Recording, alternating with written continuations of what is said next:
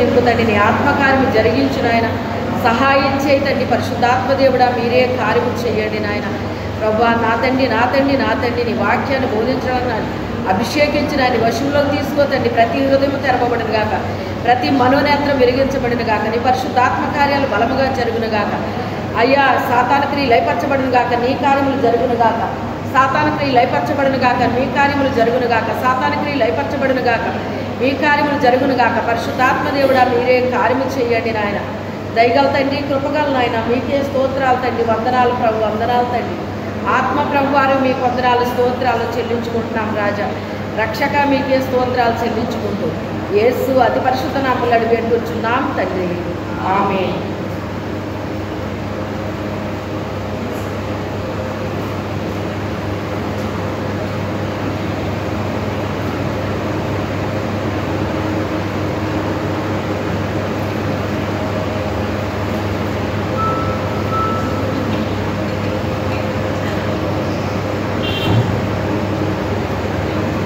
ఇక్కడ ఇర్మియా గారు ఏమంటున్నారంటే, నాకు మొర్ర పెట్టుము నేను నీకు ఉత్తరం ఇస్తాను అంటున్నాడు. దేనికి మొర్ర పెట్టమంటున్నాడు ఆయన?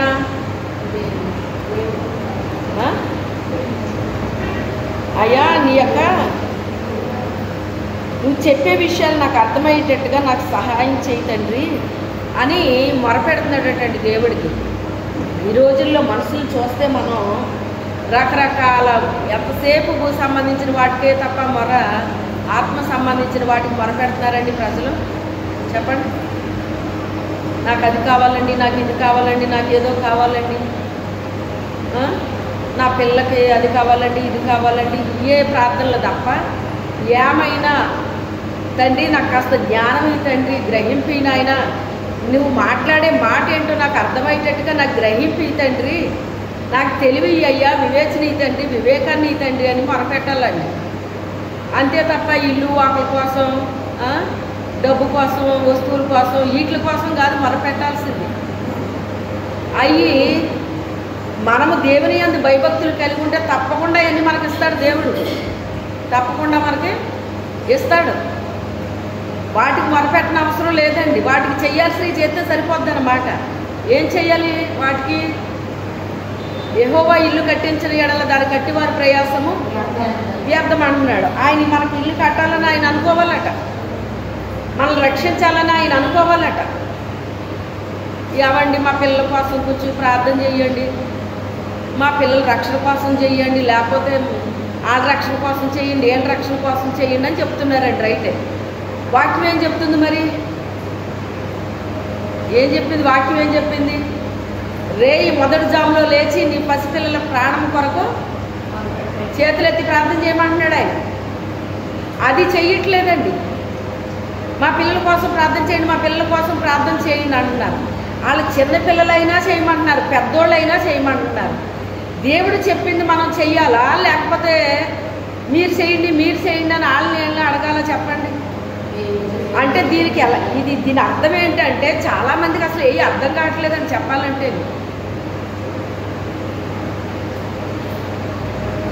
నా మాట దేవుడు ఎంటలేదండి, కాస్త మీరు చెప్పండి, నా గురించి రిక్వెస్ట్ చేయండి దేవుడిని అని చెప్తున్నాను. నువ్వు చేయాల్సిన పనిని ఎవరినో చేయమంటున్నావు నువ్వు. అది కరెక్ట్ అంటారా దాన్ని? చెప్పండి. నీ పిల్లల కోసం నువ్వేం చేయాలి? ప్రార్థన చేసుకోవాలి. పసిపిల్లలు అయితే రేయి మొదటి జాములో చేతులెత్తి ప్రార్థన చేయమంటున్నారన్నమాట. రేయి మొదటి జాములో చేతులెత్తి ప్రార్థన చేయడం అంటే అర్థం ఏంటి? 6 గంటల నుంచి రేయి మొదటి జాము అంట.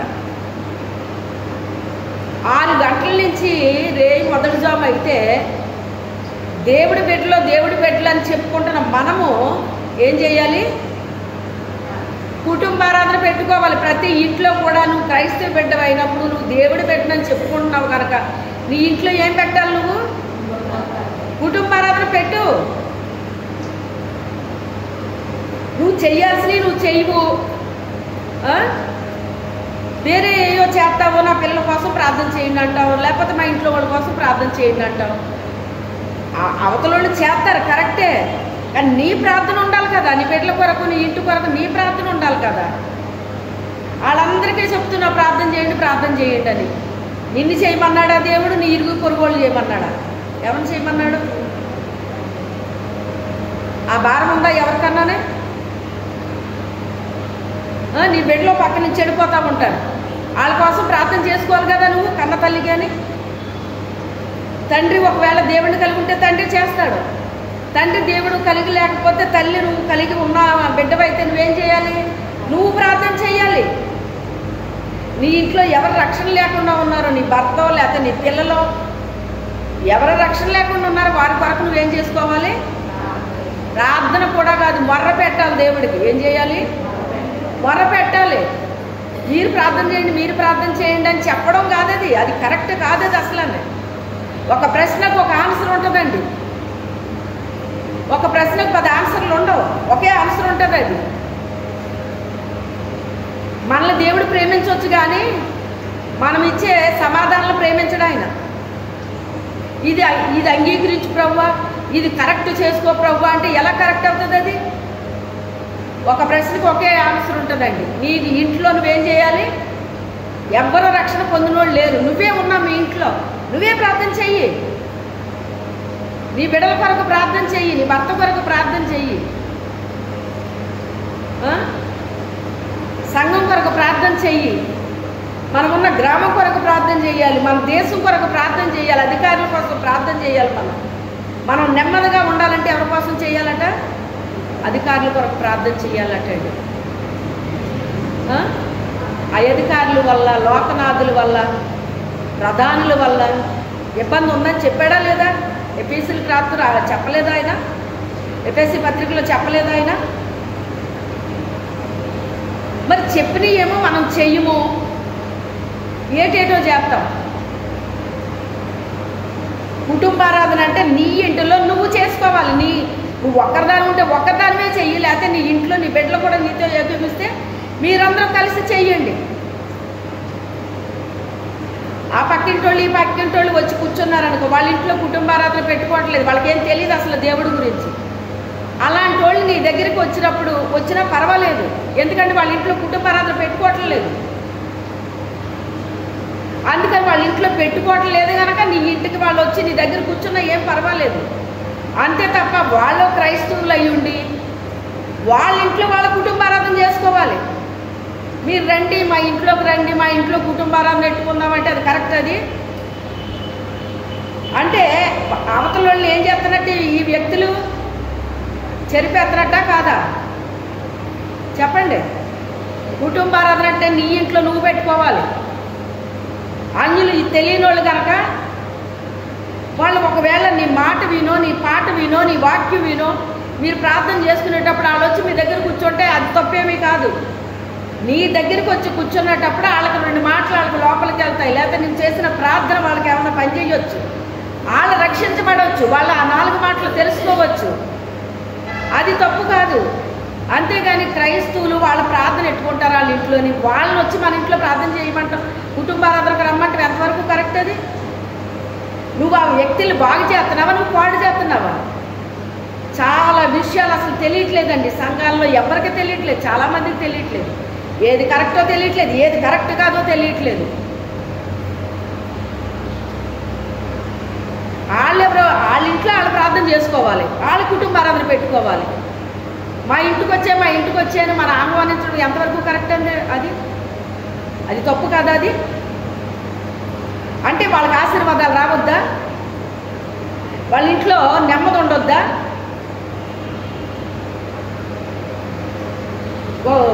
ఒక జంట నాతో చెప్పారండి ఇలాగని, మేము మా ఇంట్లో కుటుంబారాధన పెట్టుకుంటే మాకు హ్యాపీగా ఉంటుందండి,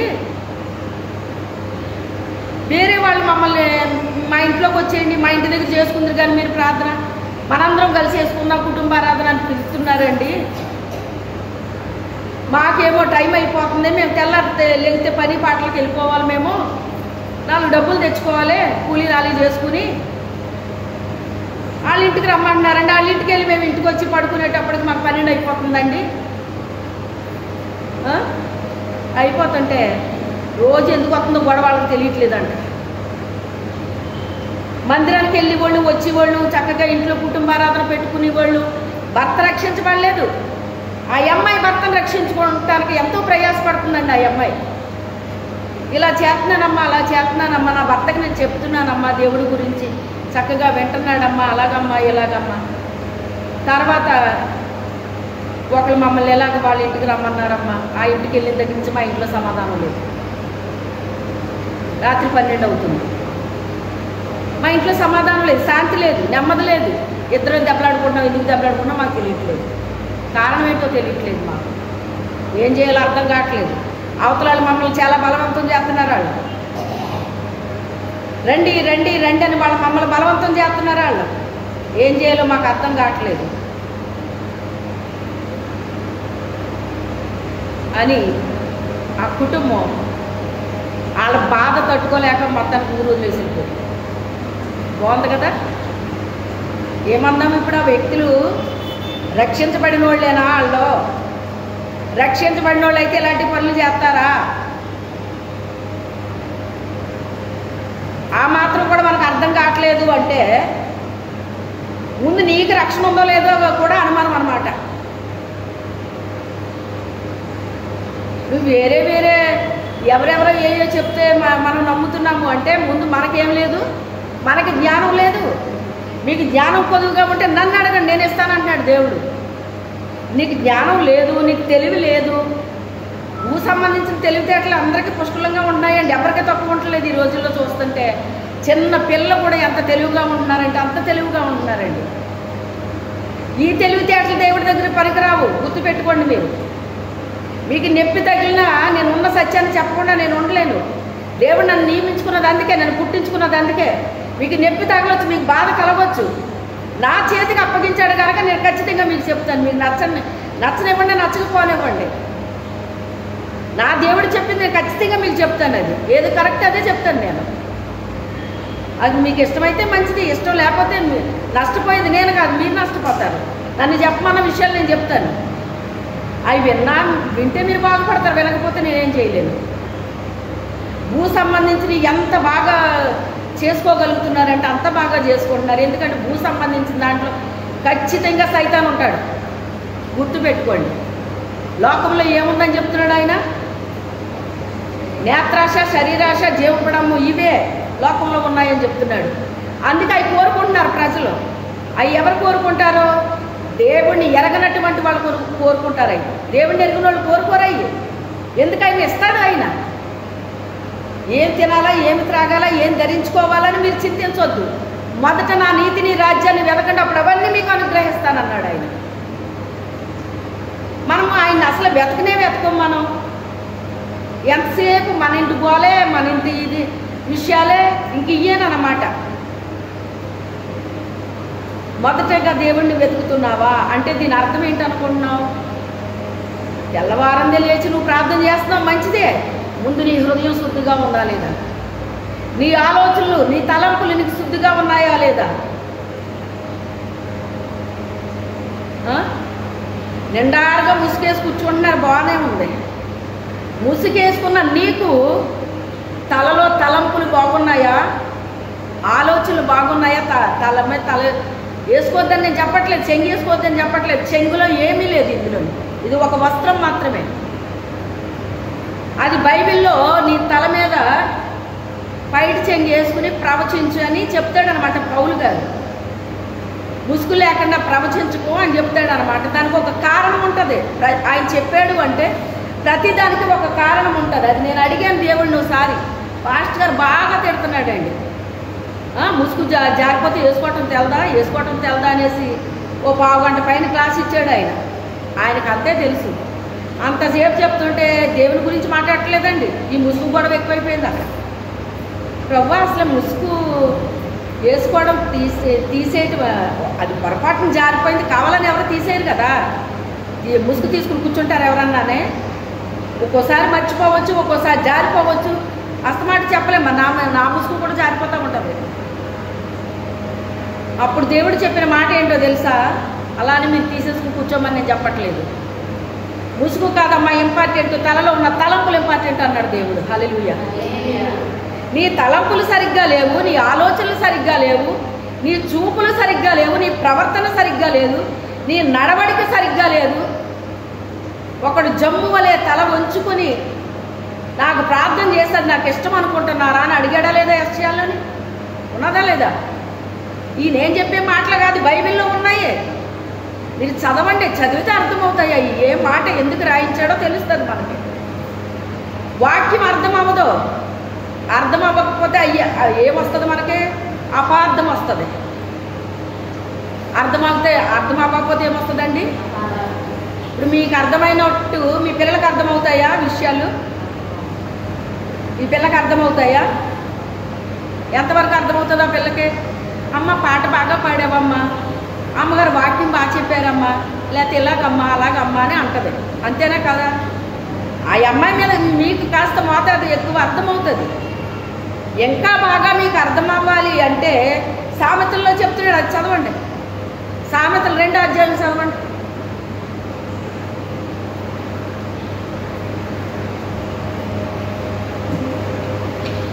నా కుమారుడా, నీవు నా మాటలను అంగీకరించి నా ఆజ్ఞలను నీ యొద్ద దాటుకొనిన ఎడల. నా కుమారుడా ఏం చెప్తున్నాడు? నా యొక్క ఆజ్ఞలు నీ దగ్గర నా మాటలను అంగీకరించి. మొదట ఆయన మాట అంగీకరించాలటండి. అవును నిజమే అని అంగీకరించాలంట మనం. నా ఆజ్ఞలను నీ యొద్ద దాటుకొని. ఆయన కొన్ని ఆజ్ఞలు మనకు ఆజ్ఞాపించాడు. అవి మనం ఎక్కడ దాయాలంట? ఎక్కడ దాయాలంటే దేవుడు ఆజ్ఞాపించిన ఆజ్ఞలు ఎక్కడ దాచుకోవాలి? మనం హృదయంలో దాచుకోవాలి. హృదయంలో దాచుకుంటే అది ఎక్కడికే పోదు. ఆహా అలాగా అని చెప్తూ వదిలేస్తే ఏమైనా గుర్తుంటుందా మనకు? అది మళ్ళీ ఏమంటాడు? జ్ఞానానికై నువ్వేం చేయాలి? జ్ఞానము కలిగిన మాటలు అంటే ఏంటండి? దేవుని మాటలకు చెవి యొగ్గి ఆలకించాలంట. మనం ఏం చేస్తామంటే చెత్త మాటలకు చెవి యొగ్గుతామండి. అవి ఎంత గుర్తుంటాయో అండి. దేవుడు మాట చెప్తే ఈరోజు చెప్పింది మీరు ఆదివారం చెప్పగలుగుతున్నారా? గుర్తుంటుందా మీకు? ఎందుకు గుర్తుండదో చెప్పనా? మీరు మనుషులు ఎక్కడ ఉంటారు, మనసులు ఎక్కడో తిరుగుతూ ఉంటాయి. ఎవరు మనసు ఎక్కడ పెట్టారో, ఎవరు చెవి యొగ్గి ఆలకిస్తున్నారో వాళ్ళ హృదయంలో ఈ మాటలు ఏమైపోతాయి? ప్రింట్ అయిపోతాయి అండి. మన హృదయం అనే పలక మీద పరిశుద్ధాత్మ దేవుడు అలా స్టాంప్ వేసినట్టు వేసేస్తాడనమాట. ఆ శక్తితో రావాలి దేవుని మందిరానికి. ఎలా రావాలి? ఈరోజు తండ్రి నీ మందిరానికి వస్తున్నా, నాతో ఏం మాట్లాడతావో, ఏం చెప్తావో ప్రభా, నేనేం చెయ్యాలి, ఏం చేయకూడదు, నేను ఎలా ప్రవర్తించాలి, ఎలా ప్రవర్తించకూడదు, ఎలా నడవాలి, ఎలా నడవకూడదు అడుగుతున్నారా ఎవరన్నా ఇలాంటి మాటలు? అసలు నాకు జ్ఞానం కావాలన్న విషయం ఏమన్నా ఎవరికైనా గుర్తుందా? అసలు నా జ్ఞానం లేకుండా ఏంటంటే నాకు గోల్డ్ పుష్టిమైన జ్ఞానం ఉన్నా అనుకుంటున్నారా లేదా? అందుకే జ్ఞానం కోసం ప్రార్థన చేయట్లేదు మీరు. నువ్వు రాజుగా ఉండు బాబు అంటే దేనికోసం చేశాడండి ఆయన ప్రార్థన? సొలొమోను గారు దేనికోసం చేశాడు అంటే ఆయన జ్ఞానం లేదని అర్థమా? జ్ఞానం కలిగిన అతను కాబట్టే దేవుడి దగ్గరికి వెళ్ళిపోయాడు వెంటనే. తండ్రి ఇంత అధికారం నాకు ఇచ్చావు, ఇవన్నీ నేను చెయ్యాలి అంటే నాకు అంత జ్ఞానము లేదయ్యా, నాకు జ్ఞానం ఈ తండ్రి అని దైవికమైన బిడ్డ కనుక జ్ఞానాన్ని అడిగాడండి. మనమేం అడుగుతామండి? ప్రభు నాకు మంచి పట్టు చీర కావాలి ప్రభా, ఇప్పుడు ఆవిడ కట్టుకొచ్చింది, ఈవిడ కట్టుకొచ్చింది, ఆవిడ కట్టుకొచ్చింది, అలాంటిది కావాలి, లేకపోతే అంతకంటే ఇంకా మంచిది కావాలి, ఈ చీర బాగుంది అని మనసులో అనుకుంటే అది ఇస్తున్నాడండి దేవుడు. ఎందుకు ఇస్తున్నాడు? అది నాకు కావాలని కూడా అడగను నేను. ఇది బాగుంది అని మనసులో ఎప్పుడైనా అస్తమాట అనుకోనిలేండి. మళ్ళీ అదే పిచ్చేమో ఈవిడికి అనుకుంటారు. నాకు అలాంటి పిచ్చిలేమీ లేవమ్మా. నేను కొనే చీరలన్నీ ఇప్పుడు ఎందుకు కొంటున్నానంటే దీని గురించి కొనాల్సి వస్తుంది. నేను తెలుసా, అయినప్పటికైనా కూడా అందరిలాగా కూడా నేను అవన్నీ చేయను కూడా. మీకు తెలుసా విషయం? ఎంత ఎలాగా రెడీ అవుతారో ఏం చేస్తారో అని మీకు తెలుసు. నాకు కావాల్సిన దేవుడు నాకు ఇచ్చిన మాటను మీకు ప్రచురం చేస్తానంతే. అది మీ హృదయాల్లో పడాలి. మీ హృదయాల్లో పడితే అది ఎప్పటికైనా మొలకెత్తుతుందని నా ఆశ అన్నమాట. చిన్నపిల్లలకి చూడు, అన్నం తినిపిస్తే వద్దు వద్దు వద్దు అంటే ఆ తల్లి వెనకాలే పడి తిరుగుతూ ఉంటుంది. ఎందుకమ్మా వాళ్ళకి ఆకలి తాళ్ళు తినరేటి అంటారు కొంతమంది చూసిన వాళ్ళు. ఎందుకు అలాగ అత్తమాట అలా చేస్తావు ఎందుకు అంటే ఆ తల్లి ప్రాణం వస్తుందండి. 4 ముద్దలు తింటే కాస్త బలపడతారని, బలంగా ఉంటాడని. ఎంత ప్రయాసపడుతుంది తల్లి? అంతకంటే ఎక్కువ పడ్డాను మీకోసం, నేను పడుతున్నాను కూడా. ఇంకా కొంతమంది తల్లిలు తింటే తిను, మానేస్తే మానే అని అక్కడ పెట్టేస్తారు. అయితే అలాగా అదంతా ఏమైపోతుందో నాకు ఏమీ లేదు. తినిపిస్తున్నాను కానీ అది ఏమైపోతుంది? నేనేం తినిపిస్తున్నానో మీకు ఏం అర్థమవుతుందో నాకు అర్థం అవ్వట్లేదు. అది విన్న మాటని ఏం పెట్టాలి? చెవిని పెట్టాలి. ఆత్మ చెప్పుచున్న మాట చెవి గలవాడు వినుగాక. అంటే ఏమి చెవండి? ఆత్మీయ చెవులు ఉండాలి. ఈ చెవులు అందరికీ ఉంటాయండి. ఆ చెవులు దురద చెవులు ఉండకూడదు. దురద చెవులు ఉన్నాయనుకోండి, కల్పనా కథలు వింటారటండి. బాగా చాలా ఇష్టం అంటండి అవి. కల్పనా కథలు అంటే ఏంటి? అవతల వాళ్ళు కల్పించి చెప్తూ ఉంటారంట. ఆ కల్పించి చెప్పడం అంటే అర్థం ఏంటో తెలుసా మీకు? కృత్రిమాలు. ఇప్పుడు బయట గాలేస్తుందండి, అది ఒరిజినల్, దేవుడు ఇచ్చిందండి. ఇప్పుడు ఇదేంటిది? ఫ్యానం. మనిషి కృత్రిమముగా కల్పించాడు దీన్ని. బయట గాలికి ఇది స్టార్ట్ అవుతుందా? గత్యంతరం లేక ఫ్యాన్లు వాడతాం, ఇలాంటివి వాడుతున్నాం. అవునా కదా? దేవుడు మనకు ఒరిజినల్ ఇచ్చినప్పుడు డూప్లికేట్లు ఎందుకు? మళ్ళీని కృత్రిమమైన వాటిని, లేని వాటిని కల్పిస్తారటండి. ఎవరు కల్పిస్తారో చెప్పనా? హృదయం చెడిపోయిన వాళ్ళు చెప్తారు అలాంటి మాటలు. వాళ్ళ హృదయం సరిగ్గా లేదు.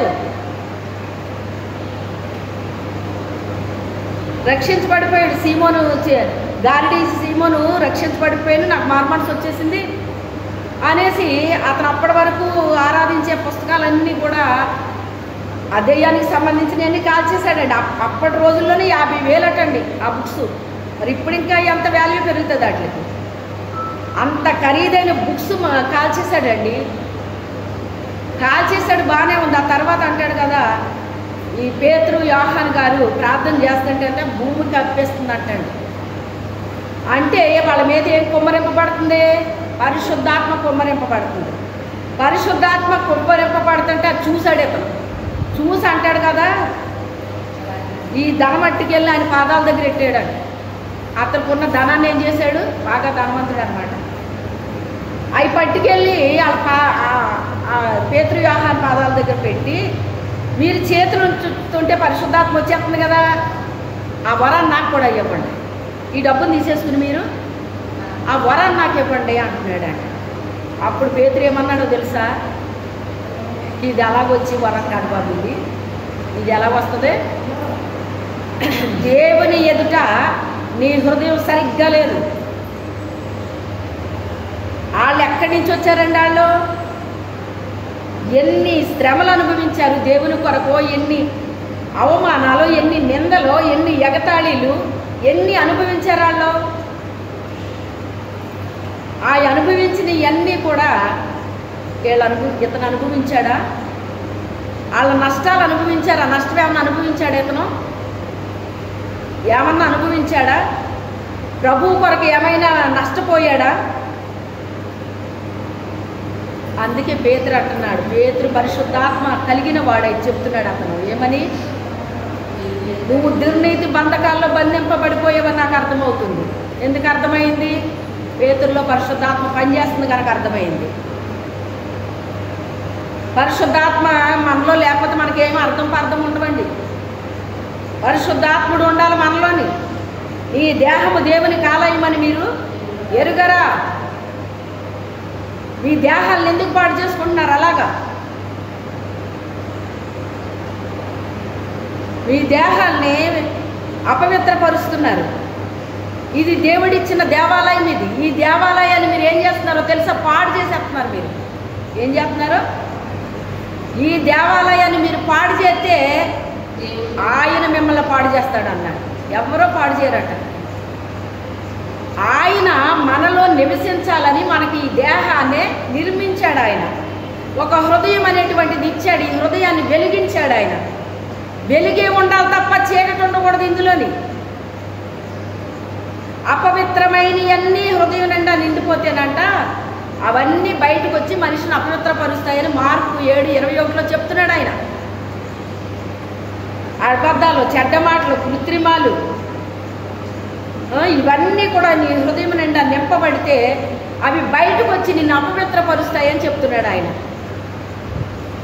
దేవుడి దగ్గరికి వచ్చిన మనము, ఈ పరిశుద్ధమైన వాక్యాన్ని విన్న మనము పవిత్రపరచబడాలా, అపవిత్రపరచబడాలా? వాక్యం ఎవరైతే శ్రద్ధగా వింటారో వాళ్ళ జీవితాలు మార్చుకోవడానికి ఇష్టపడతారు. అశ్రద్ధగా విని శాపాలు తెచ్చుకుంటారట. శాపం అంటే అప్పటికప్పుడు వచ్చేది, మెల్లమెల్లగా వస్తుంది అన్నమాట. మీలో చాలామందికి తెలుసు ఎలాగ అనుభవిస్తున్నారో, ఒక్కొక్కరు ఎలాగ అనుభవిస్తున్నారో, ఇంకా అనుభవిస్తారని చూపించాడు దేవుడు.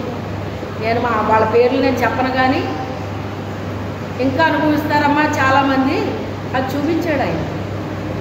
అందుకే అంత గట్టిగా చెప్తున్నాను నేను. అమ్మా ఆ రీతిగా చేయకండి, మీరు మంచిగా జీవించండి అని చెప్తున్నాను నేను. కల్పనా కథలు చెప్పేవాళ్ళు వచ్చేస్తారండి. మీ చెవికి ఏమన్నా ఇన్ఫెక్షన్ వస్తే వచ్చేది ఏంటో తెలుసా? దురద వస్తుంది. చెవి ఏమొస్తుంది? అందుకే దురద చెవులు కలరు అని చెప్తున్నాడు ఆయన. ఆ దురద ఎవరికైతే ఉందోనట వాళ్ళని గోక్కుంటేనే కానీ ఉండలేరటండి. అంటే దాని అర్థం ఏంటి? ఆ కల్పనా కథలు వింటేనే కానీ వీళ్ళు ఉండలేరు. తర్వాత ఏం జరిగింది? వాళ్ళంతటా వాళ్ళు ఎవరైనా నాకు ఏదైనా చెప్తే చెప్పాలి. ఎవరో చెప్పకపోయినా నా దేవుడు మొదటగా తెలియపరుస్తాడు నాకు. ఇలా జరగబోతుంది, పలానా వ్యక్తులలాగా ముందే తెలియపరుస్తాడు ఆయన. మీకు ఎవరికి చెప్పను నేను, అంతే.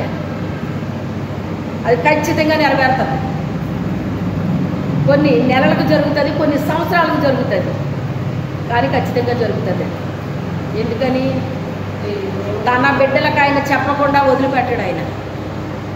నువ్వు కంగారు పడిపోకో, బాధపడిపోకో, ఇలా జరగబోతుంది అంటాడు ఆయన.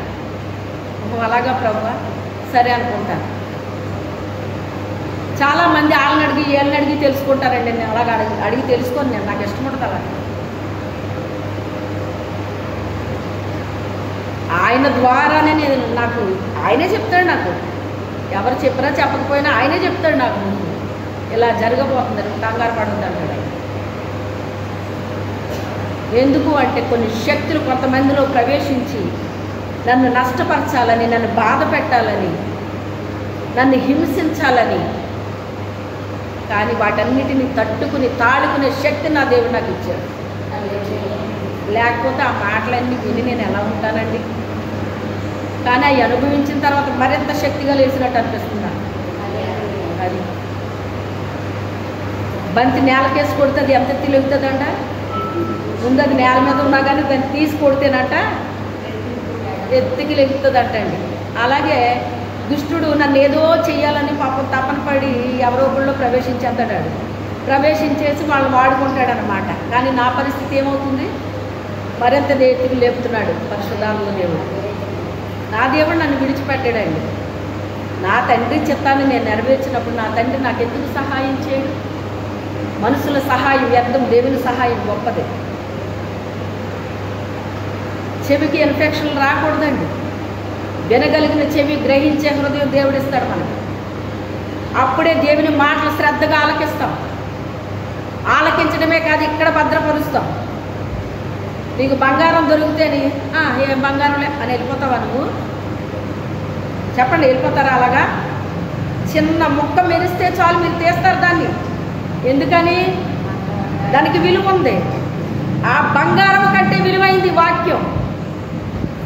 అది తెలిస్తే నువ్వెందుకు విడిచిపెడతావు దీన్ని? వేరే వేరే మాటలు వినవు, మనసులోకి రాని వాటిని. సాతానుడు ఏం చేస్తాడో తెలుసా?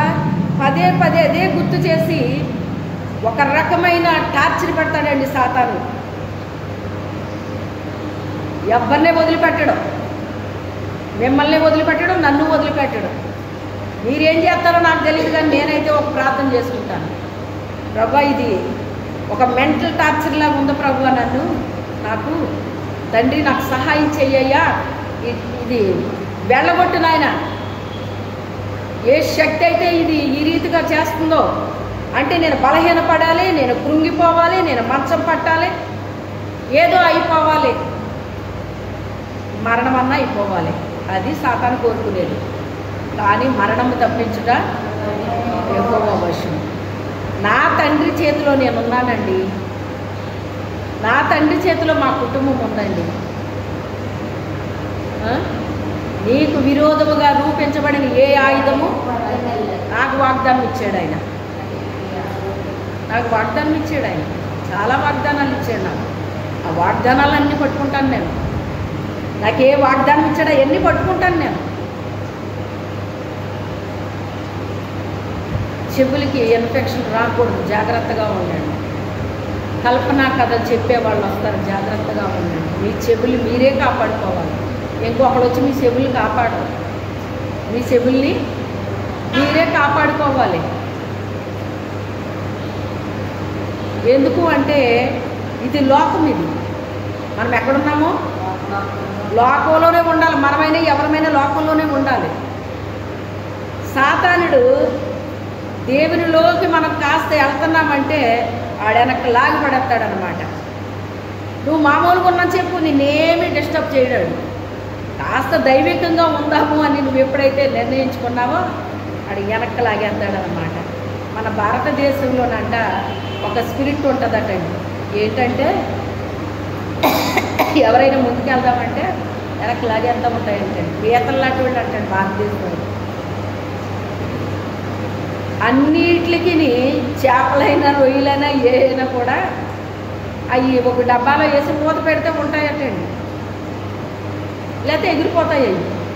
కానీ పీతలకి ఏది అవసరం లేదటండి. ఎందుకని? ఏ డబ్బాలో వేసామో ఆ డబ్బాలో నుంచి ఒక పీత కూడా బయటికి వెళ్దటండి. ఎందుకు వెళ్దాం? వాళ్ళు డబ్బా లోపలికి లాగేస్తూ ఉంటాయన్నమాట అండి మిగతా పీతలు. ఒకసారి ఎగ్జిబిషన్లో పెట్టారంట, మా దేశ ప్రత్యేకత ఇది, ఈ చేప లేక ఆ రొయ్య ఇది అది అని పెట్టారంట. మన భారతదేశం వాళ్ళు పీతలు అట్టుకెళ్ళి పెట్టారంట. అయ్యో అలాగ వదిలేసారు ఏంటి అంటే మాకు ఏం పర్వాలేదండి అన్నారు. అదే పర్వాలేదు అంటారేంటండి, ఎక్కడికైనా పోతాయండి అంటే ఎక్కడికే పోవండి, మా పీతలు ఎక్కడికి ఏ పీతలు కూడా వెళ్ళనివ్వయి, దాన్ని కిందకి లాగేస్తూ ఉంటాయి. మా పీతలకి ఏది కట్టక్కర్లేదు, ఏ మూత పెట్టక్కర్లేదు అని చెప్పారటండి.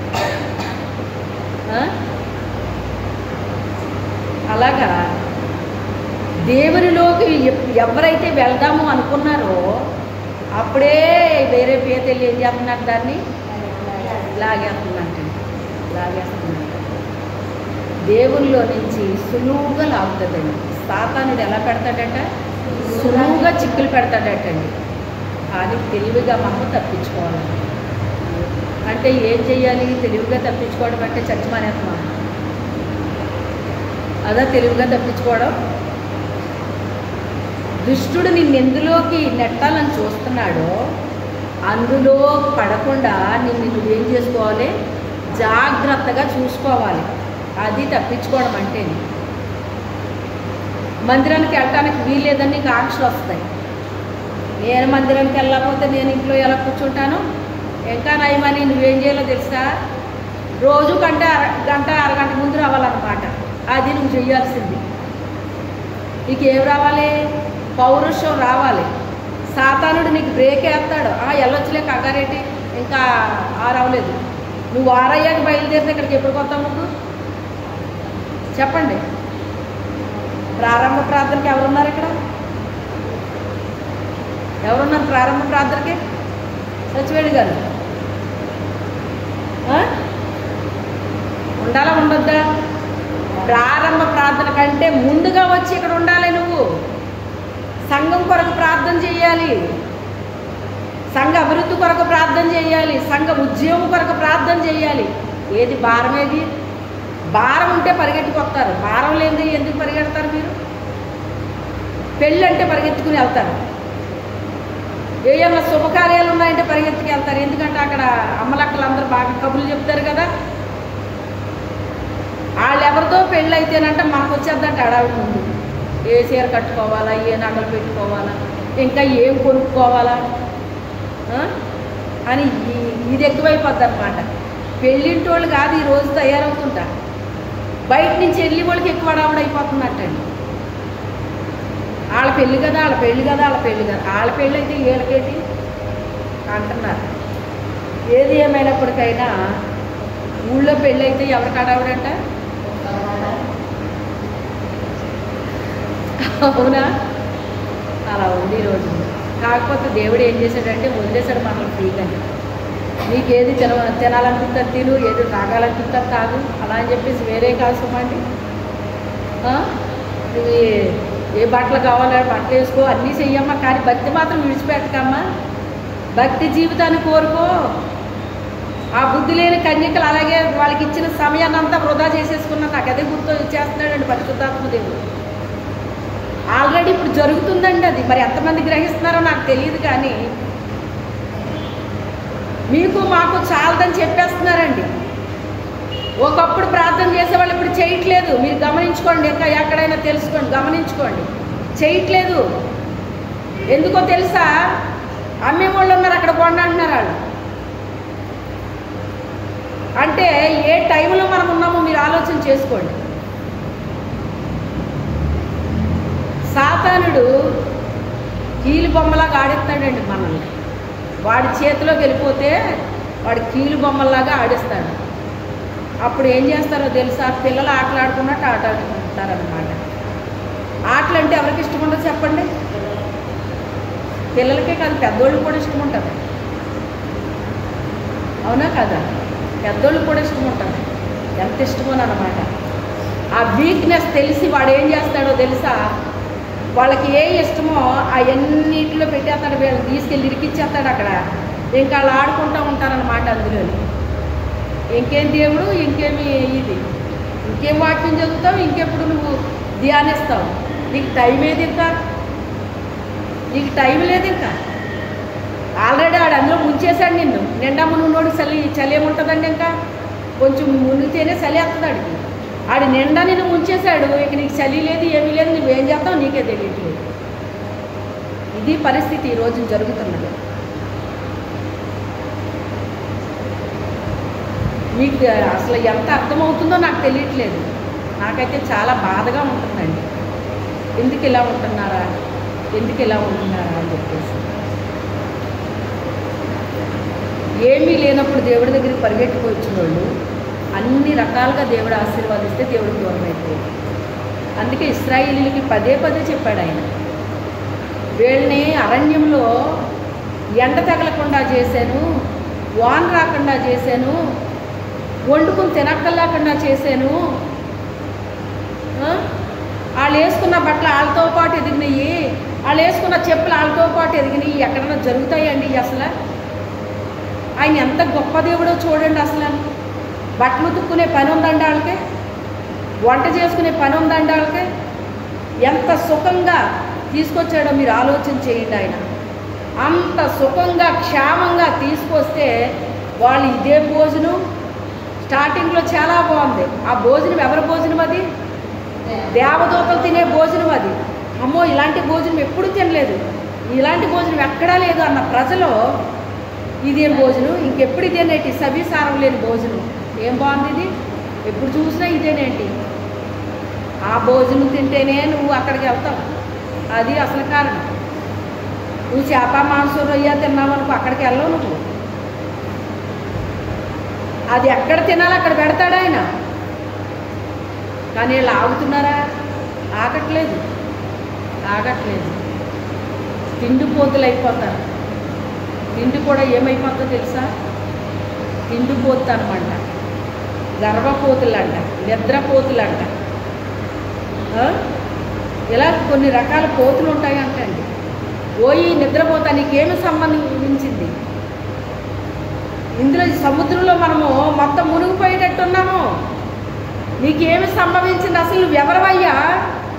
నువ్వెక్కడి నుంచి వస్తున్నావు? ఏంటి? మేమందరం హడిలిపోయి మా దేవతల్ని మా దేవుళ్ళని మేమేమో ప్రార్థిస్తుంటే ఇలా నిద్రపోతావేంటయ్యా? ఓయి నిద్రపోతా, నీకేమి సంభవించిందని అడుగుతున్నారు. అన్యజనం అడుగుతున్నారు. అడిగి అప్పుడు చెప్పేశాడు. అబద్ధం చెప్పలేదు కానీ నిజమే చెప్పాడు. ఆయన్ని ఎక్కడికి వెళ్ళమన్నాడు దేవుడు? నినివేకి వెళ్ళమన్నాడు. అతను ఎక్కడికి వెళ్తున్నాడు? కరెక్ట్గానే ప్రయాణం చేస్తున్నాడా? స్టార్టింగ్లో ఇవ్వలేదు ఆయన. దేవుడు అంటే ఏంటో వీడికి తెలియపరచాలని స్టార్టింగ్లో ఏమీ మాట్లాడలేదు. ఇంక నేను చేసింది కరెక్ట్గా అవ్వాలనుకుంటారండి చాలామంది. ఇంకా ఆయన ఏమి చేయక నేను చేసింది కరెక్టే కావాలి అనుకుని అదే దరిద్రంలో కొనసాగిపోతారన్నమాట. ఏది దరిద్రమో ఏది మంచిదో కూడా తెలియదు వాళ్ళకి. అయితే వాళ్ళు అంటున్నారు కదా, నిద్రపోతాని అన్యజనం పిలుస్తున్నారంటే ఎంత ఇదండి. అది అసలు ఒక భక్తుడండి, దేవుని యందు భయభక్తులు కలిగిన వ్యక్తి అండి అతను. అలాంటి వ్యక్తిని వాళ్ళు అలా మాట్లాడుతున్నారు. అబద్ధం చెప్పలేదు, నిజమే చెప్పాడు. చెప్పేటప్పటికి అయితే ఎవరిని బట్టి వస్తుంది కీడు అని చీటీ వేస్తే ఎవరి మీదకి వెళ్ళింది? అది యోనా మీదకి వెళ్ళింది. ఎక్కడ బుద్ధి చెప్పాడు ఆయన? తీసుకెళ్ళి నడి సముద్రంలో బుద్ధి చెప్పాడు. దగ్గరలో ఉన్నాడనుకో ఈదుకుని వచ్చేయచ్చు, కాస్త అటు దగ్గరలో ఉంటే అటు ఈదుకుని వెళ్ళిపోతాడు. అందుకే ఎక్కడ పెట్టాడు? అలాంటి తుఫాను ఎన్నడూ రాలేదని చెప్తున్నారు వాళ్ళు. ఇలాంటి తుఫాను ఎప్పుడు మేము ఇన్నిసార్లు ఈ ప్రయాణం చేసాం కానీ వాడ మీద ఎప్పుడు ఇలాంటి తుఫాను రాలేదేంటి? ఇదేం తుఫాను ఎలాగ వస్తుంది? దేవుడి బిడ్డలో తప్పిపోయినప్పుడు కూడా తుఫాన్లు వస్తాయండి. ఒక చోటకి వెళ్ళమంటే ఒక చోటకి వెళ్ళకూడదు. కొంతమంది ప్రయాణాలు ఎలాగున్నాయి అంటే, ఇక్కడ నిలకడగా ఉండు అమ్మ అంటే, అబ్బాయి నేను ఇక్కడ ఉండనని, నేను ఎక్కడికో వెళ్తాను, నాకు అక్కడ పోవడం కలిసి వస్తుంది. అది వాక్యంలో చెప్తున్నాడు, యాకోబు రాస్తున్నాడు, పత్రికలో రాస్తున్నాడు. ఒకానొక దినాన్ని పట్టణాలకు వెళ్ళి లాభం సంపాదిందాం, వ్యాపారం చేసి లాభం సంపాదిందామని అనుకుంటున్న వారులారా అంటాడు. అక్కడ వాళ్ళు ఏమనుకున్నారట? ఇక్కడ కాదు అక్కడికి వెళ్ళిపోదాం. ఎక్కడికి? వాళ్ళకి నచ్చిన ప్లేస్కి అక్కడికి వెళ్ళి వ్యాపారం చేద్దాము, సంపాదిందాము లాభాన్ని అని అనుకుంటారటండి. వచ్చింది లాభం కాదు. చదువుతావమ్మ మాట చూడు, యాకోబు పత్రిక చూడు. లాభం రాలేదు కానీ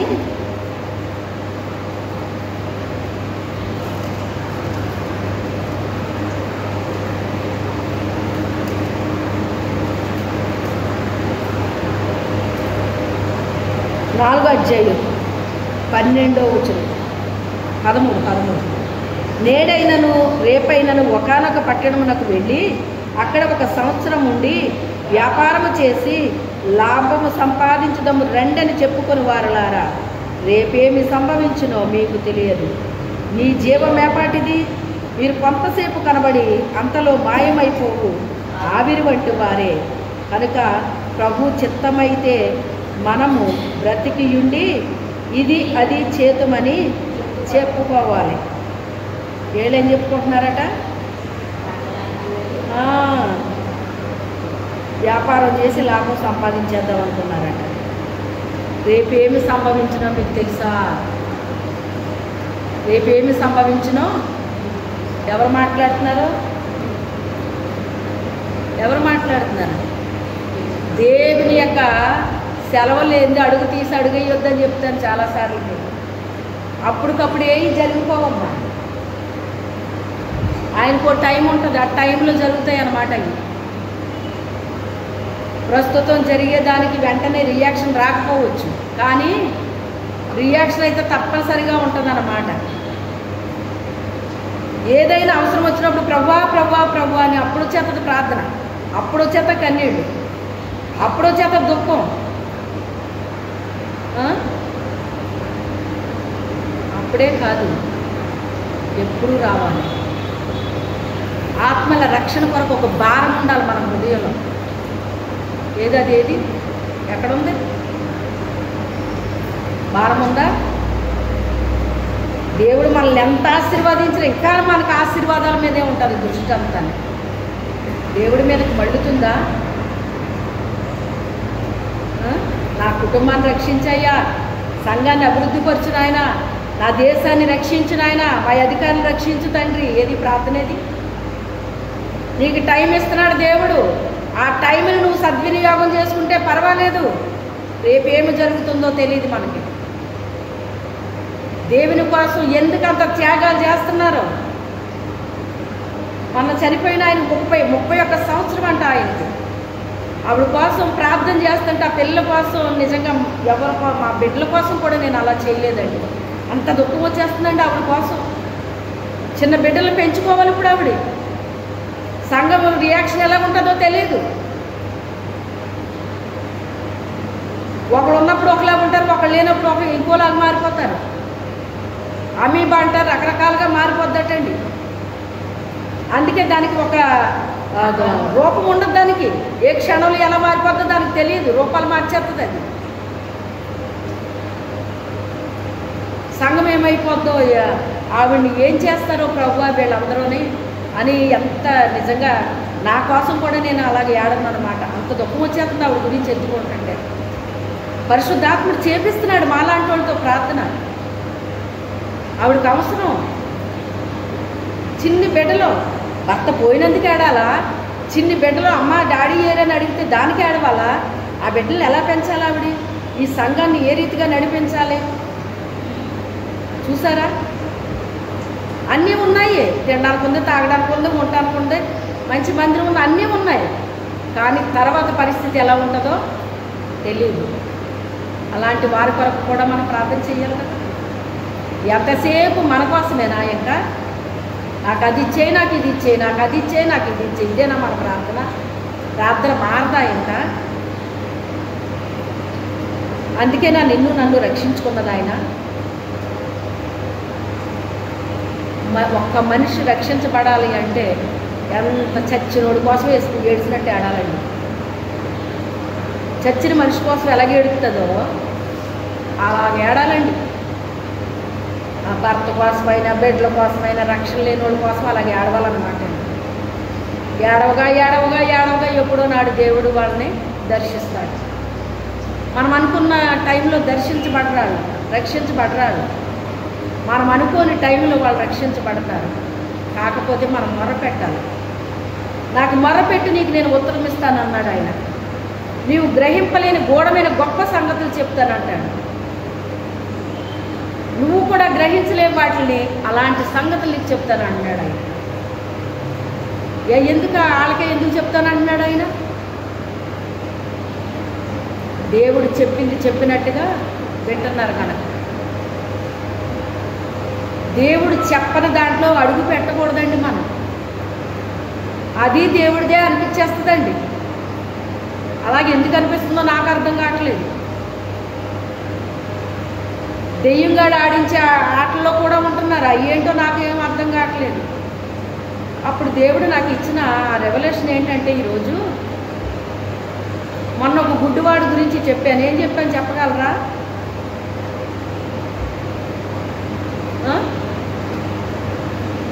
ఆయన పిలుస్తున్నాడు, దావీదు కుమారుడా నన్ను కరుణించు అని పిలుస్తుంటే ఆయన చాలా దూరం వెళ్ళిపోయాడు. నీ మాటలు ఏమి వినపడవు ఆయనకే అన్నారు. అప్పుడు కేకలేస్తూ మొదలెట్టాడు. చాలా గట్టి దగ్గరగా కేకలేశాడు.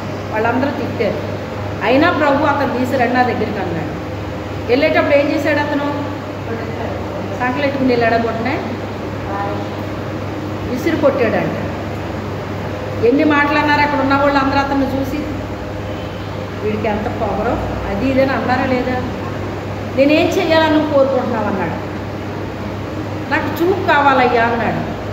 కొంతమంది ఏదన్నా అడిగితే నీ ముక్కు ఏది అంటే ఇలా చూపిస్తే ఎంతో సింపుల్ అన్నమాట. అలా చెప్పరు, అలా తిప్పి ఇక్కడికి తీసుకొస్తారన్నమాట. దాన్ని డొంక తిరుగుడు సమాధానాలు అంటారు. ఇయే సూటిగా ఉండాలి. సూటిగా ఆయన మాట్లాడతాడు, సూటిగా మనం జవాబు చెప్పాలి. నాకు చూపు కావాలన్నాడు. ఇచ్చాడా లేదా ఆయన? ఈరోజు ఇంకో గుడ్డోడిని గుర్తు చేశాడు దేవుడు నాకు. మార్కు సువార్త 8వ అధ్యాయం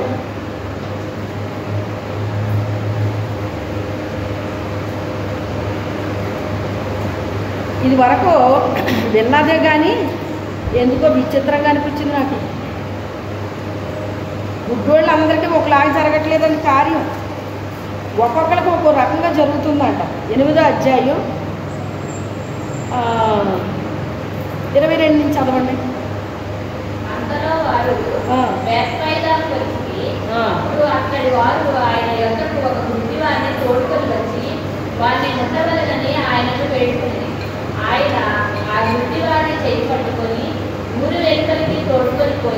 వారి కన్నుల మీద ముందు వేసి వారి మీద చేతులుంచి నీకేమైనాను కనబడుచున్నదా అని వారిని అడగగా వాడు కన్నులెత్తి మనుష్యులు నాకు కనబడుచున్నారు, వారు చెట్ల వలె నుండి నడుచుచున్నట్టుగా నాకు కనబడుచున్నారని. అంతటా ఆయన మరలా తన చేతులు వారి కన్నుల మీద ఉంచగా వాడు తేరి చూచి కుదర్చబడి సమస్తంలో తేటగా చూడసాగి. అప్పుడు యేసు నీవు ఊరిలోనికి వెళ్ళవద్దని చెప్పి వారి ఇంటికి వారిని పంపివేసి. చాలా ఇక్కడ గుడ్డోడి పరిస్థితి ఇంకో రకంగా ఉంది. ఇక్కడ చూసారా, ఆ గుడ్డోడిని ఏమన్నాడు, నీకేం చెయ్యాలని నువ్వు కోరుకుంటున్నావు? అతని విశ్వాసాన్ని పరీక్షించాడు. అతను దేవుడు పరీక్షించాడు. వాళ్ళు వద్దు, కేకలేయొద్దు, నువ్వు నోరుమి అని వాళ్ళు అతను నోరు మూపించడానికి చాలా ప్రయత్నం చేశారు. వాళ్ళు ఎంత ప్రయత్నం చేశారో అతను అంత స్వరం పెంచాడండి. అతను ఎంత విశ్వాసం అతనిలో ఉంది అని అతని విశ్వాసాన్ని పరీక్షిస్తున్నాడు ఇక్కడ దేవుడు. అతను స్వరం మరింత పెంచుతున్నాడు. అంటే అతను ఎవరి కోసం ఎదురు చూశాడు అప్పటి వరకు?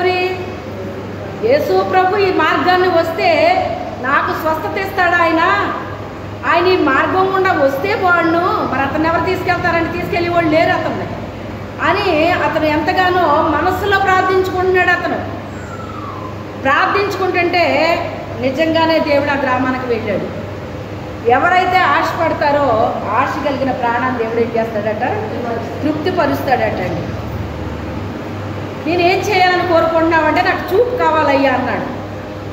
వెళ్తూ అతను ఆ క్లాత్ పడేసి వెళ్ళిపోయాడండి. అతని విశ్వాసాన్ని దేవుడు మెచ్చుకుని వెంటనే చూపు వచ్చేసింది అతనికి. కానీ ఇక్కడ కొంచెం వెరైటీగా ఉంది. ఇక్కడ మనకి అతన్ని కొంతమంది తీసుకొచ్చారట అండి.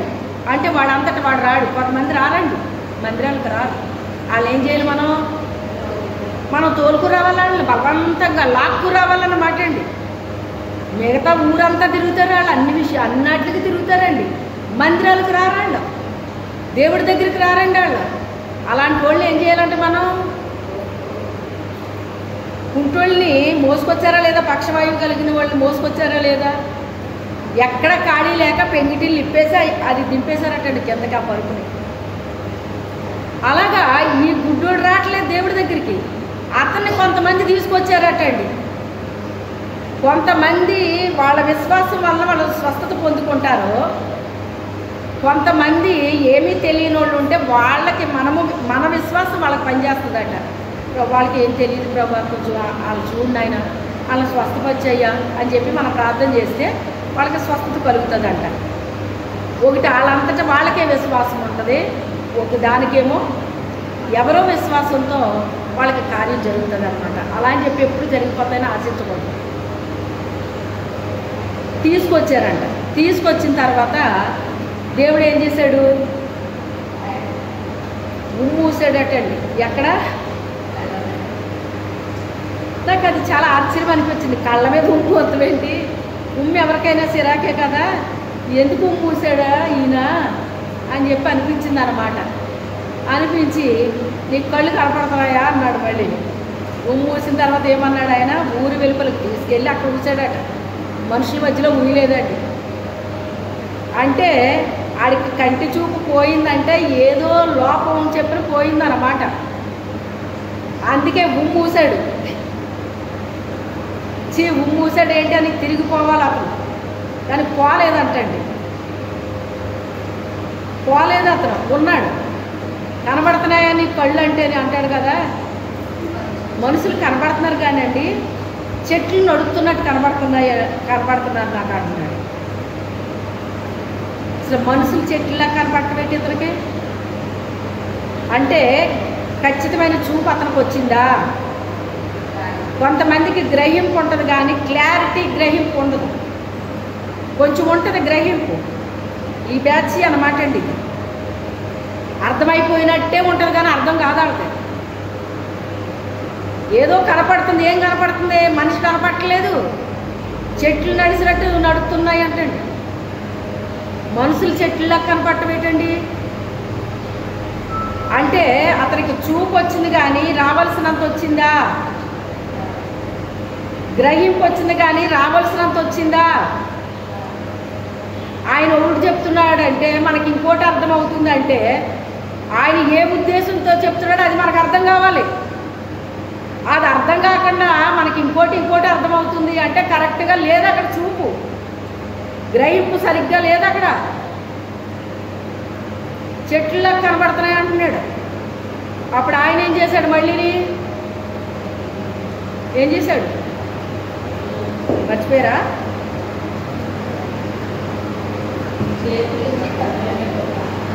కళ్ళు మీద చేతులు ఉంచితే మిగతా చూపు వచ్చిందంట. అంటే 2 సార్లు చేతులు కానీ జరగలేదు అతనికి పని. ఒకసారి అవ్వలేదు పని, రెండోసారి అతని కన్నుల మీద చేతులు ఉంచగా అతనికి చూపు వచ్చిందంట. ఇప్పుడు మనుషులు కనబడుతున్నారని చెప్తున్నాడు. అలాగే మనకి కూడా గ్రహింపు రావాలి అంటే సర్వసాధారణంగా అంత త్వరగా ఏం వచ్చేది. నాకు మొర్రపెట్టు, నీకు ఇస్తాను నేను ఉత్తరం. ఎలాగిస్తాను? నీవు గ్రహింపలేని గూఢమైన సంగతులు నీకు చెప్తాను. అంటే గూఢమైన సంగతులు ఏంటి? ఎవరో చెప్పని విషయాలు నీకు చెప్తాను. అయ్యప్పుడు నీకు అర్థమవుతాయి.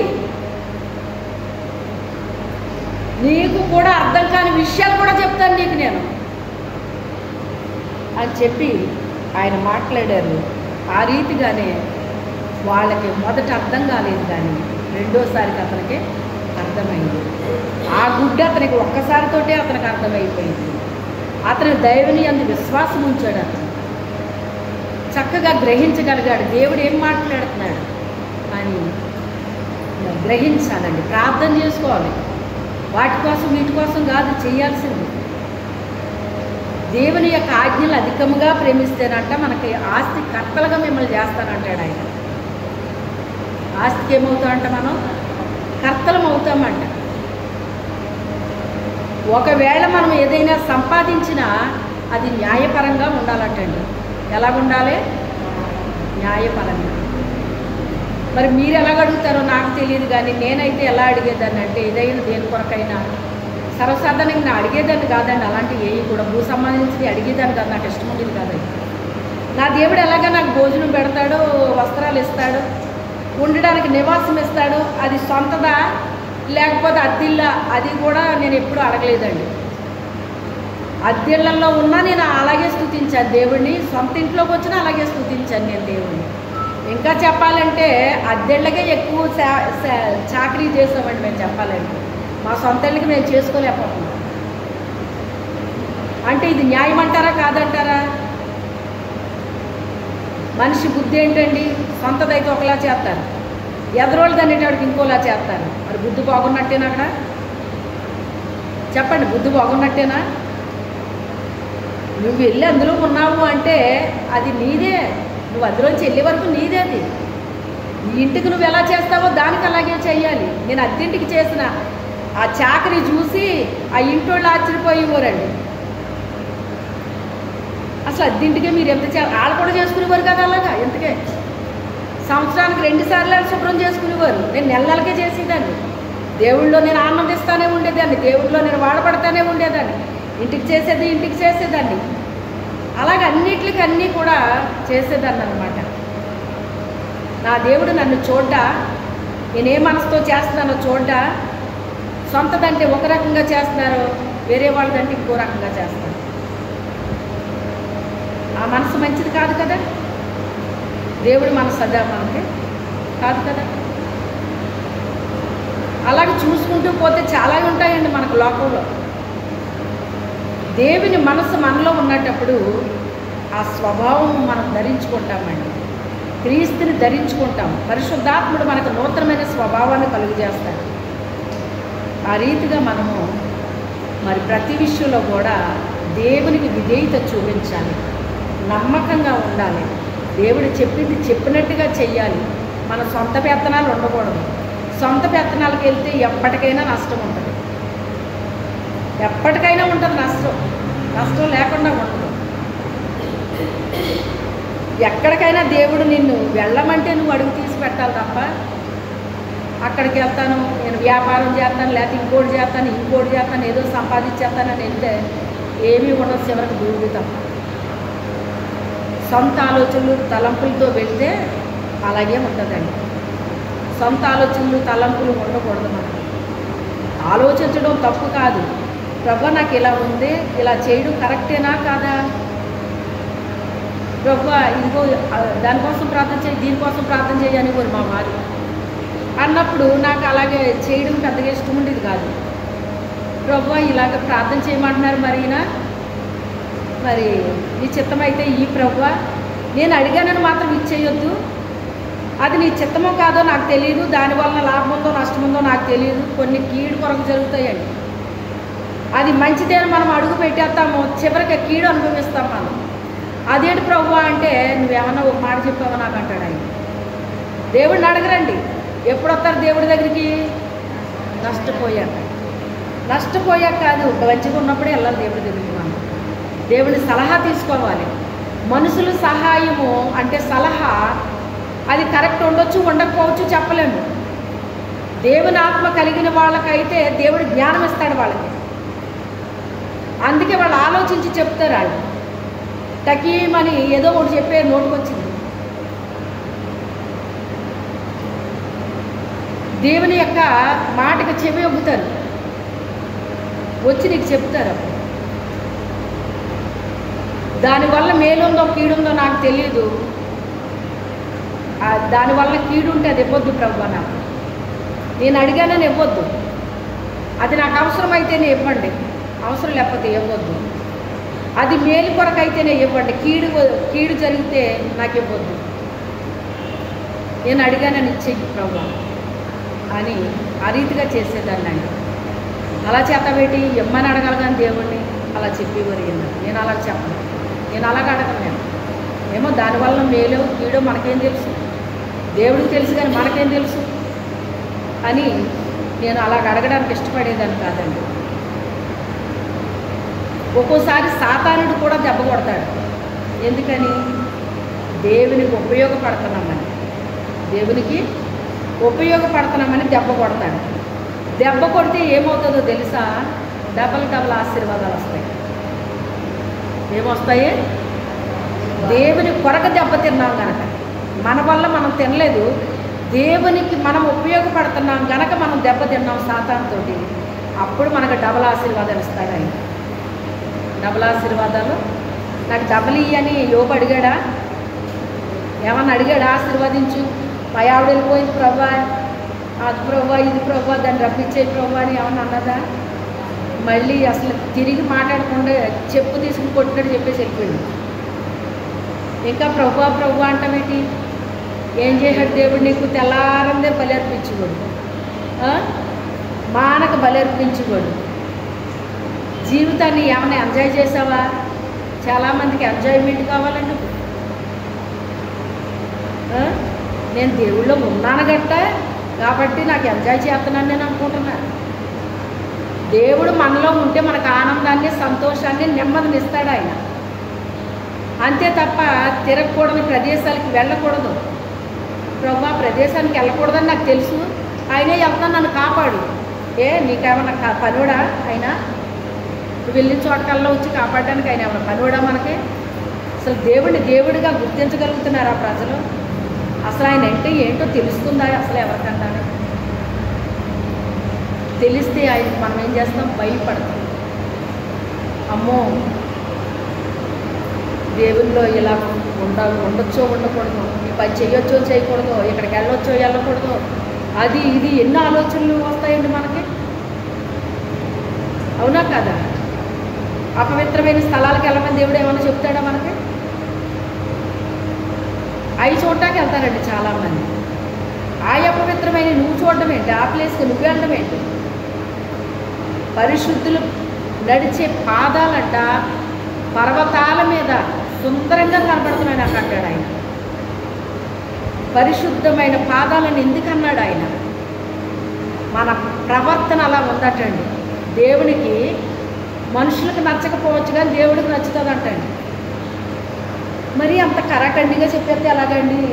ఏదో కొంచెం కాస్త అది ఇది నచ్చుతారన్నమాట కొంతమంది. ఖచ్చితంగా ఉన్నది ఉన్నట్టుగా ఎందుకు చెప్పకూడదు? అది వాళ్ళ ఇష్టం. అది వాళ్ళు నమ్ముతారా నమ్మరా, చేస్తారా చేయరా అనేటువంటిది మనకు అనవసరం. దేవుడు చెప్పమన్న మాట చెప్పాలంతే. నినివే పట్టణానికి వెళ్ళి మీ దుర్మార్గత ఎక్కువైపోయిందంట, అందుకని మిమ్మల్ని ఏం చేస్తానన్నాడు ఆయన. ఆ మాట చెప్పమంటే ఎవరైనా చెప్తారండి అసలు? దేవుడు మీ పట్టణాన్ని దీవిస్తానని చెప్పమన్నాడు, ఆశీర్వాదిస్తానన్నాడు అని చెప్పమన్నాడు అని చెప్తే ఎవరైనా వెళ్ళి చెప్పేస్తారండి. దుర్గతి కలుగుతుందంట అని చెప్పాలంటే ఎన్ని గుండ్లు ఉండాలి అతనికి, ఎంత ధైర్యం ఉండాలి అతనికి? అది ఎవరైనా నమ్ముతారా, ఇష్టపడతారా? అది ఆశీర్వాదం వచ్చిన వాళ్ళు కావాలి. అది నీ ప్రవర్తన బాగాలేదమ్మా, నీ నడవడికి బాగాలేదమ్మా, సరి చేసుకోమ్మా అని దేవుడు మాట్లాడాడు అనుకోండి మాట్లాడటం ద్వారా, అది అసలు ఏమన్నా చేతికెక్కుతుందా? ఇష్టమవుతుంది? అది ఎవరికి ఇష్టమవుతుంది, ఎవరికి నచ్చదు అది. కానీ దేవుడు ఆయనకి మనం ఎలా ఉంటే మంచిది, మనం ఎలా ఉంటే చక్కగా ఉంటాము అని మన జీవితాన్ని పట్టించుకుని ఆయన మాట్లాడతాడండి. మాట్లాడినప్పుడు మనం కూడా ఏం చేయాలి? చెవి యొక్కి ఆలకించి అంగీకరించి ఆయన ఆజ్ఞల్ని హృదయపూర్వకంగా అంగీకరించాలంటండి. వెండిని వెతికినట్లు వెతకాలంట, దాచబడిన ధనాన్ని వెతికినట్లుగా వెతకాలంట. అప్పుడు దేవుని కూర్చిన విజ్ఞానం నీకు లభిస్తుంది అంటున్నాడు ఆయన. భూ సంబంధించిన విజ్ఞానం స్కూల్కి వెళ్తే వస్తుంది, కాలేజీకి వెళ్తే వస్తుంది. ఈ విజ్ఞానం అలా రాదండి. దేవుని సన్నిధిలో మనం ఏం చేయాలంట? ఆయన ఏ ఆజ్ఞాపించాడో ఆ ఆజ్ఞలు మనం ఏం చేయాలంట అండి? అంగీకరించి మన హృదయంలో భద్రం చేసుకోవాలంటండి. వాటిని అవి వెతకమంటున్నాడు. ఎలా వెతుకుతావంటే, నువ్వు దాచిన ధనం కనపడకపోతే ఎలాగ వెతుకుతావు? అలా వెతుకన్నాడు. నువ్వు దాచుకున్నావు, అది కనపడతలేదు, ఆ పోతే పోనీ అనుకుంటావా నువ్వు? చెప్పండి, ఒక 1000 రూపాయలు కనపడట్లేదు, పోతే పోనీ 1000 రూపాయలే కదా అని ఎవరైనా అనుకుంటారండి?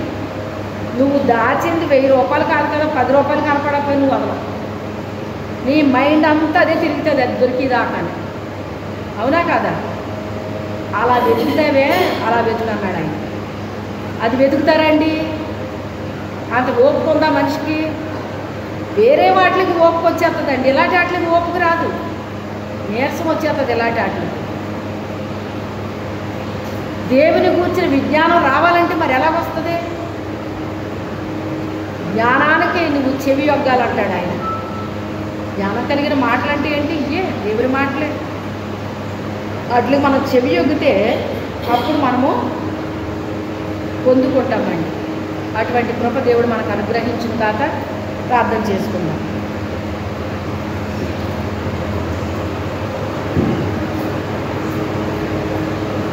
పరిశుద్ధుడైన తండ్రి, మహోన్నత, జీవాధిపతి, సర్వాధికారి, సర్వోన్నత, సర్వశక్తి కలిగిన తండ్రి, మీ వందనాలు, స్తోత్రాలు తండ్రి. మీరు మాట్లాడిన ప్రతి ఒక్క మాట కూడా ప్రభావ, ప్రతి ఒక్క బిడ్డ హృదయంలో నాయన ప్రభావ భద్రపరచబడాలి తండ్రి. ఆత్మకార్యం జరిగించు నాయన, సహాయం చేయతండి. పరిశుద్ధుడైన తండ్రి, దేహపరమంలో దేవ మీకే స్తోత్రాలు చెల్లించుకుంటున్నాం. రాజా రక్షక మీకే స్తుతులు, వందనాలయ్యా, స్తోత్రాలు తండ్రి. పరిశుద్ధాత్మదేవుడా మీరే కార్యం చేయండి నాయన. దైవ తండ్రి కృపగా నాయన మీకే స్తోత్రాలు తండ్రి, వందనాలు ప్రభావ. ఆత్మ ప్రభావాన్ని మీకు వందనాలు, స్తోత్రాలు చెల్లించుకున్నాం. నా దేవ నా తండ్రి మీకే స్తుతులు, వందనాలయ్యా, స్తోత్రాలు తండ్రి. పరిశుద్ధుడైన తండ్రి, దేహపరమంలో దేవ మీకే స్తోత్రాలు తండ్రి. ప్రతి బిడ్డకు వినగలిగించని, గ్రహించే హృదయం, అనుసరించి నడిచే జీవితాన్ని దయచేయండి నాయన. ప్రతి ఒక్క బిడ్డ కూడా ప్రభావ తండ్రి నాయన నీకు మొరపెట్టే బిడ్డగా ఉండాలి తండ్రి నాయన.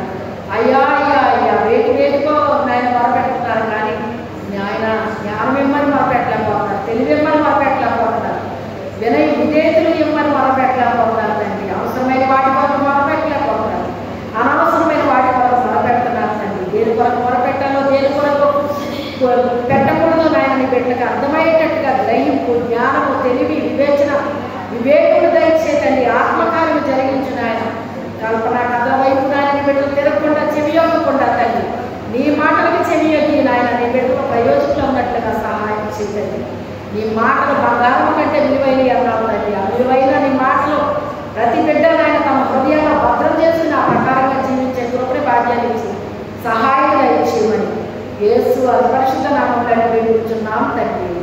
ఆమేన్. యేసు రక్తమే జయం, యేసు నామమే జయం, యేసు రక్తం సంపూర్ణ విజయం.